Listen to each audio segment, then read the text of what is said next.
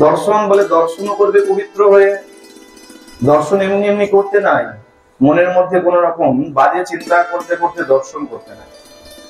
আর বলে এই রথ যখন চলছে, আমি কাউকে কটাক্ষ করছি, এই রথের উৎসব যখন চলে, যখন বৈষ্ণব জগতের উৎসব চলে, যারা সাত্বিক আহার গ্রহণ করেন না তাদের উচিত এই সময়টায় সাত্বিক আহার গ্রহণ করা। সাত্বিক আহার গ্রহণ না করলে কি হয়?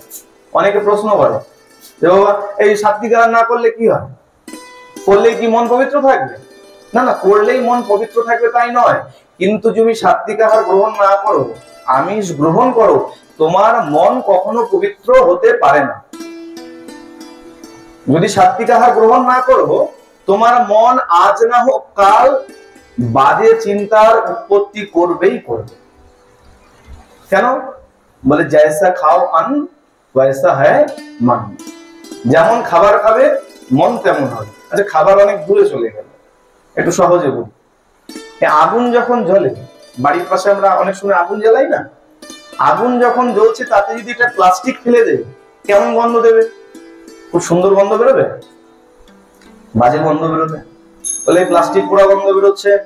হ্যাঁ, আচ্ছা, বাড়িতে যখন যজ্ঞ হয়, যখন কোনো পুজো হয়, যজ্ঞ হয়, আর ঠাকুর মশাই যখন তার মধ্যে কর্পূর ফেলে দেয়, ওই প্লাস্টিক পোড়া গন্ধ বেরোয়? কেমন গন্ধ বেরোয়? কর্পূর পোড়া, খুব সুন্দর গন্ধ। আমাদের এই যে জঠরাগ্নি, পেটের মধ্যে একটা অগ্নি জ্বলে, যার নাম জঠরাগ্নি, আর বলা হয় এই পেটের মধ্যে সর্বক্ষণ যজ্ঞ চলছে। এই কারণে বলা হয় না, যখন খাবার খাবে তখন জল খাবে না। আমাদের আয়ুর্বেদ শাস্ত্রে বলা আছে তো, যখন খাবার খাবে জল খাবে না। কেন? বলে অগ্নি জ্বলছে তো, আর যদি জল ঢেলে দাও কি হবে? যজ্ঞটা নষ্ট হয়ে যাবে। আগুন যখন জ্বলছে, যদি জল ঢেলে দাও কি হবে? যজ্ঞ নষ্ট হয়ে যাবে। এটাও তো যজ্ঞ চলছে। এই কারণে বলে খাবার সাথে সাথে জল খেতে নাই, খাবার আধা ঘন্টা আগে, আর নইলে 1-1.5 ঘন্টা পরে জল খাবে, সঙ্গে সঙ্গে জল খাবে না। জঠরাগ্নি জ্বলছে, এই জঠরাগ্নির মধ্যে যদি আপনি প্লাস্টিক ফেলেন, প্লাস্টিকের গন্ধ হয়।